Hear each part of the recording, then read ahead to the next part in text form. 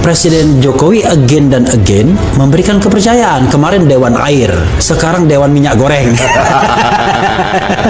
Pak Luhut luar biasa, kepercayaan Pak Jokowi. Minyak goreng juga diurus, bahwa itu haknya presiden. Tetapi dalam manajemen bisa jadi itu merusak sistem, merusak suasana kerja.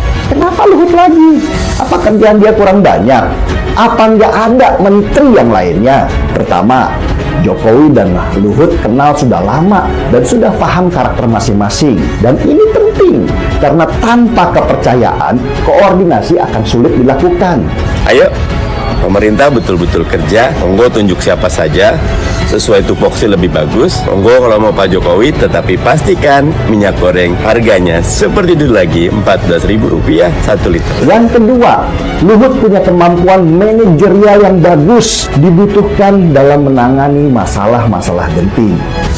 Presiden Joko Widodo menunjuk Menko Maritim dan Investasi Luhut Binsar Panjaitan untuk menyelesaikan kelangkaan minyak goreng di Indonesia. Seharusnya jangan dilihat siapa yang ditunjuk oleh Jokowi, tapi lihat hasil kerjanya nanti. Tujuan utama Jokowi tetap ada di rakyat kecil. Jangan sampai mereka menderita karena harga minyak goreng yang mahal itu. Itu tujuan utamanya. Saya terpaksa harus setajam-tajamnya. Sudah diingatkan, bahkan kalau tidak salah, beberapa komponen PDIP mengatakan ini di reshuffle saja, ya. Walaupun secara ada yang terang-terangan, ada yang tidak terang-terangan. Itu presiden minta saya memanage minyak goreng.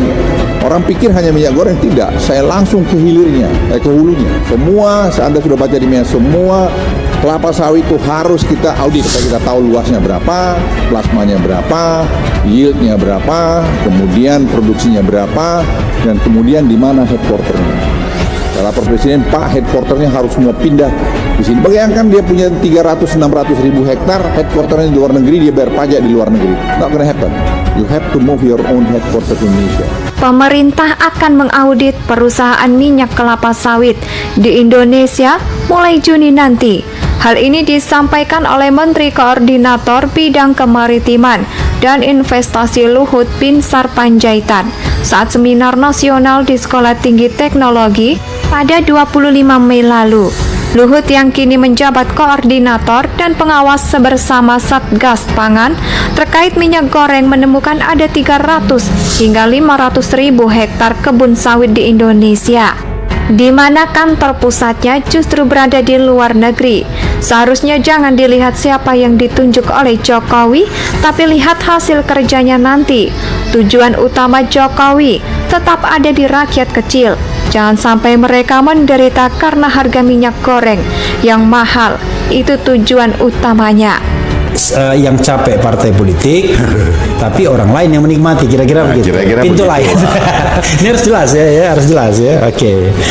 Nah, Luhut juga cuma digeser saja dari KSP ya ke Menko Polhukam dan sekarang Menko Marifest, awalnya Maritim Tok ditambah investasi. Tetapi mau ditempatkan di mana, Luhut is Luhut. Sombong amat. Harusnya jangan dilihat siapa yang ditunjuk oleh Jokowi, tapi lihat hasil kerjanya nanti. Tujuan utama Jokowi tetap ada di rakyat kecil. Jangan sampai mereka menderita karena harga minyak goreng yang mahal itu. Itu tujuan utamanya. Saya setuju Jokowi menunjuk Luhut Binsar Panjaitan untuk tangani minyak goreng dan mengatur oligarki di sana. Karena sebagai presiden, tugas utama Jokowi adalah menetapkan visi, dan untuk menjalankan visi itu dia butuh panglima terbaiknya yang mampu mengerjakan teknis di lapangan. Good job. Assalamualaikum warahmatullahi wabarakatuh. Salam sejahtera bagi kita semuanya. Bapak, Ibu, dan saudara-saudara yang saya hormati, sejak kebijakan pelarangan ekspor minyak goreng diterapkan, pemerintah terus memantau dan mendorong berbagai langkah-langkah untuk memastikan ketersediaan minyak goreng dapat memenuhi kebutuhan masyarakat. Berdasarkan pengecekan langsung saya di lapangan dan juga laporan yang saya terima, alhamdulillah pasokan minyak goreng terus bertambah. kebutuhan nasional untuk minyak goreng curah adalah sebesar kurang lebih 194.000 ton per bulannya. Dan pada bulan Maret, sebelum dilakukan pelarangan ekspor, pasokan kita hanya mencapai 64,5 ton. Namun, setelah dilakukan pelarangan ekspor di bulan April, pasokan kita mencapai 211.000 ton per bulannya, melebihi kebutuhan nasional bulanan kita. Selain itu, juga terdapat penurunan harga rata-rata minyak goreng secara nasional. Pada bulan April sebelum pelarangan ekspor, harga rata-rata nasional minyak goreng curah berkisar kurang lebih Rp19.800. Dan setelah adanya pelarangan ekspor, harga rata-rata nasional turun menjadi Rp17.200 sampai dengan Rp17.600. Penambahan pasokan dan penurunan harga tersebut merupakan usaha bersama-sama kita, baik dari pemerintah, dari BUMN, dan juga dari swasta. Walaupun memang ada beberapa daerah yang saya tahu harga minyak gorengnya masih relatif tinggi. Tapi saya meyakini dalam beberapa minggu ke depan, harga minyak goreng curah akan semakin terjangkau menuju harga yang kita tentukan karena ketersediaannya semakin melimpah.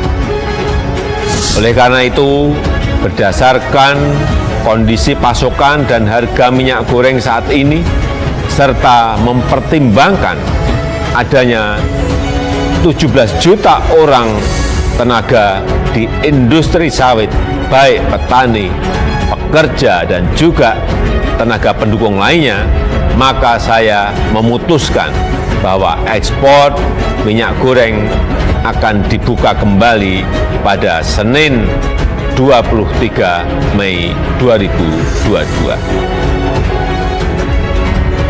Meskipun ekspor dibuka, pemerintah akan tetap mengawasi dan memantau dengan ketat untuk memastikan pasokan tetap terpenuhi dengan harga terjangkau. Dan pada kesempatan ini juga saya ingin mengucapkan terima kasih kepada para petani sawit atas pengertian dan dukungan terhadap kebijakan pemerintah yang diambil untuk kepentingan masyarakat yang lebih luas.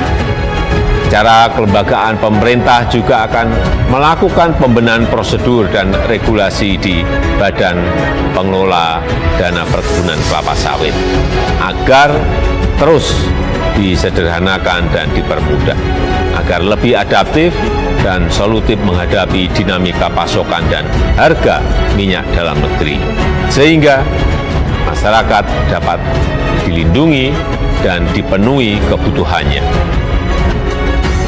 Di sisi lain, mengenai dugaan adanya pelanggaran dan penyelewengan dalam distribusi dan produksi minyak goreng, saya juga telah memerintahkan aparat hukum kita untuk terus melakukan penyelidikan dan memproses hukum para pelakunya. Saya tidak mau ada yang bermain-main yang dampaknya mempersulit rakyat, merugikan rakyat.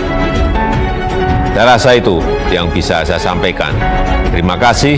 Wassalamualaikum warahmatullahi wabarakatuh. Seharusnya jangan dilihat siapa yang ditunjuk oleh Jokowi, tapi lihat hasil kerjanya nanti. Tujuan utama Jokowi tetap ada di rakyat kecil. Jangan sampai mereka menderita karena harga minyak goreng yang mahal itu. Itu tujuan utamanya. Saya terpaksa harus setajam-tajamnya.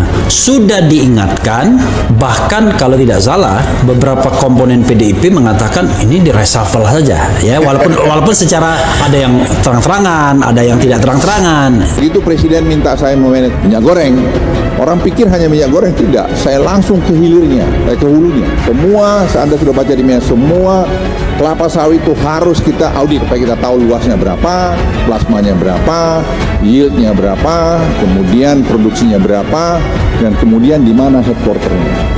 Saya lapor Presiden, Pak, headquarternya harus semua pindah di sini. Bayangkan dia punya 300-600 ribu hektar, headquarternya di luar negeri, dia bayar pajak di luar negeri. Not gonna happen. You have to move your own headquarter to Indonesia.